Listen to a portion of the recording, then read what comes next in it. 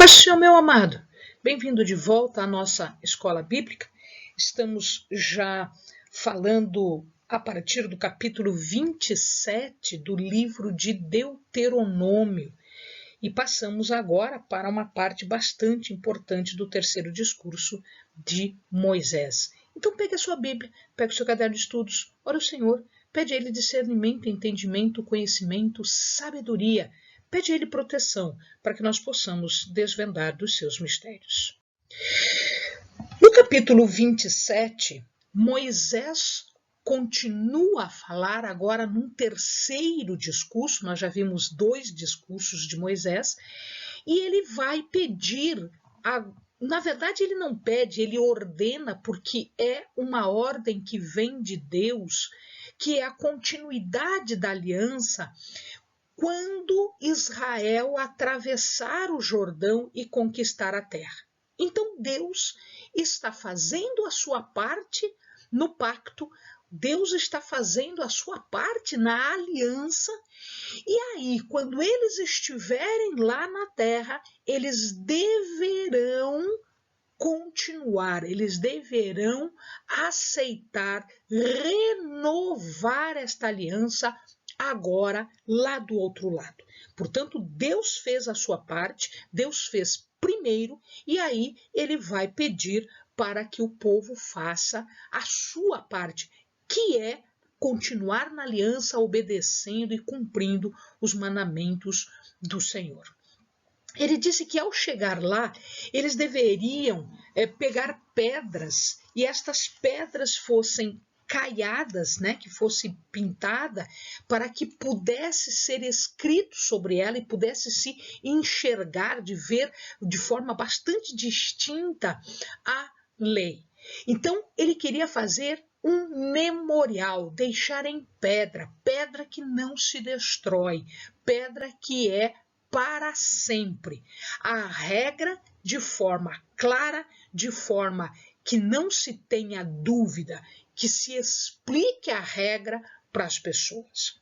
E ele diz também que deveria ser construído um altar num monte, um monte de nome Ebal, e ali seriam feitas as ofertas, os holocaustos e as ofertas pacíficas. E ele diz aqui, no momento em que eles recebem essa instrução, eles deveriam dizer o seguinte: escuta e ouve, ó Israel, hoje vieste a ser povo do Senhor teu Deus. Então, neste momento, o momento em que Deus está entregando a terra para eles e está fazendo daquele povo o seu povo, ao falar isso, eles também admitem serem povo de Deus e, portanto, serem pertencentes a Deus. E, óbvio, cumpridores da aliança. Aqui há um detalhamento sobre esta cerimônia que deveria ser feita no Monte Ebal. Então, se o amado observar aqui o vídeo, aqui a foto, nós vamos ver que esta é a cidade de Siquém, e aí à esquerda, à sua esquerda, está o Monte Gerizim, e à sua direita está o Monte Ebal. Então, ele dizia o seguinte, que sobre o Monte Gerizim deveriam estar os filhos, os descendentes de Jacó, com as suas esposas. Ou seja, os filhos de Jacó com as suas verdadeiras esposas, Lia e Raquel. Então, aqui no Monte Gerizim deveria estar Simeão, Levi, Judá, Isacar, José e Benjamim. Então, nós temos aqui 6 tribos sobre o Monte Gerizim. E aqui eles estariam para abençoar o povo. Então, na sequência, a partir do capítulo 28 até o versículo 14, nós temos as bênçãos que deveriam ser dadas por Simeão, Levi, Judá, Isacar, José e Benjamim sobre o Monte Gerizim. E sobre o Monte Ebal, os filhos de Jacó com as concubinas e, se o amado observar, tem 2 filhos, né, ali com as esposas, com Lia, que foi o primeiro filho, Rúben, que perdeu o direito de primogenitura porque ele cometeu incesto, e Zebulon, que foi o último filho que Jacó teve com Lia.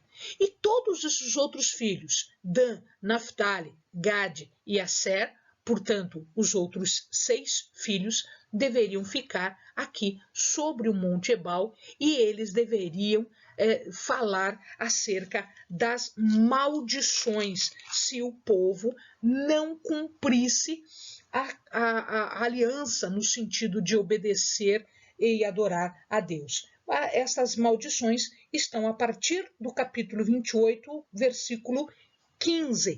Então, até o versículo 68. Portanto, a parte mais volumosa, né, bastante coisa, aqui seria dita no Monte Ebal para a maldição, ou seja, para a maldição daqueles que não cumpriram as regras.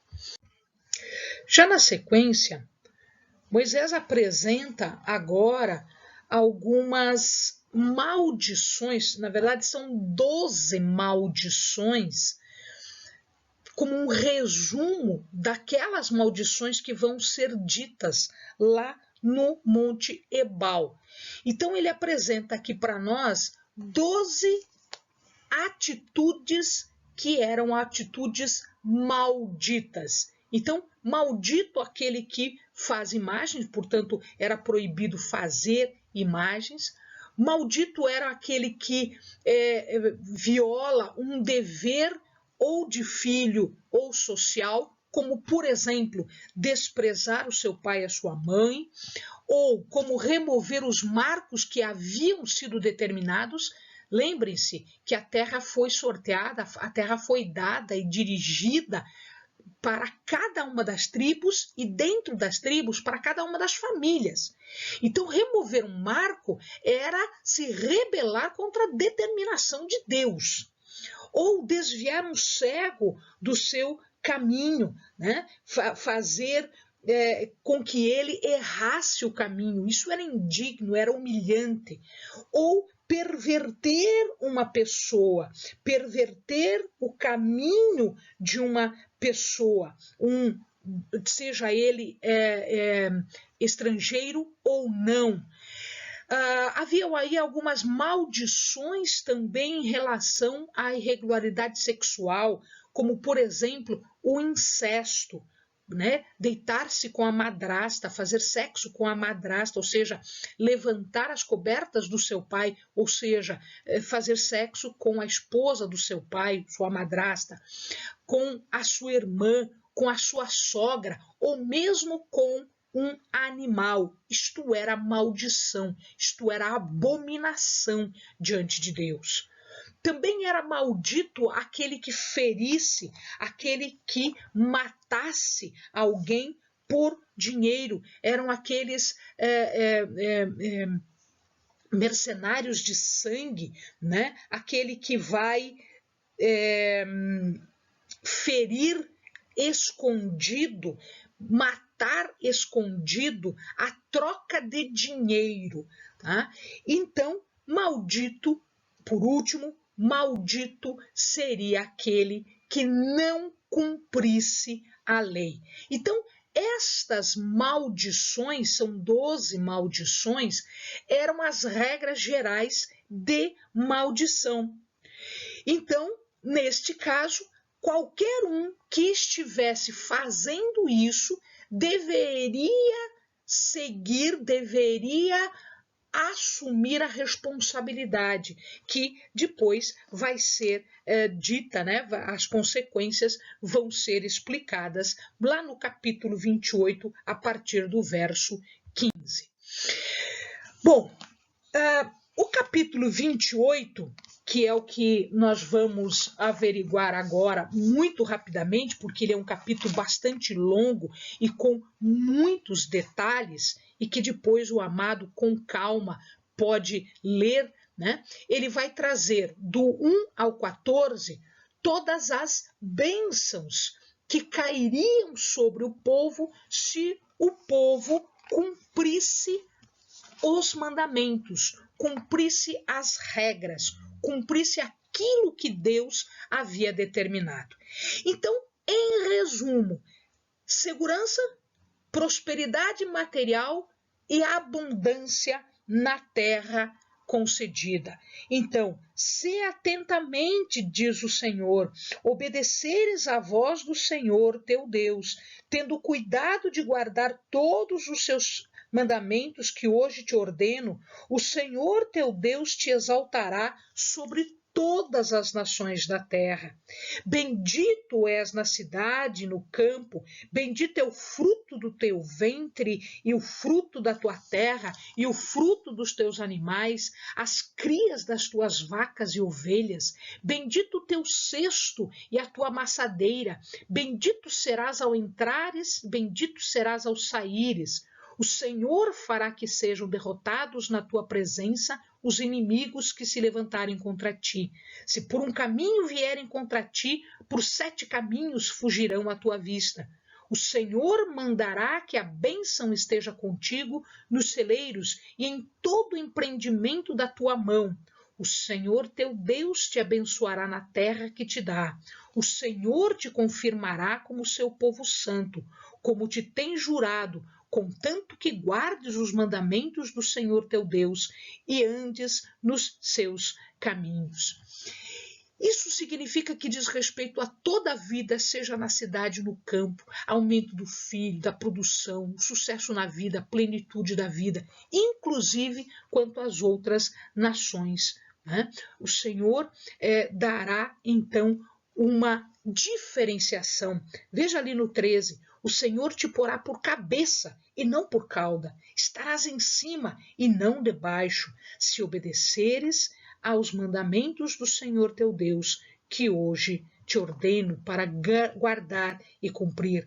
Não te desvies, nem para a direita, nem para a esquerda, de nenhum dos mandamentos que hoje te ordeno, seguindo outros deuses para os servires. Estas regras são regras para nós, inclusive hoje.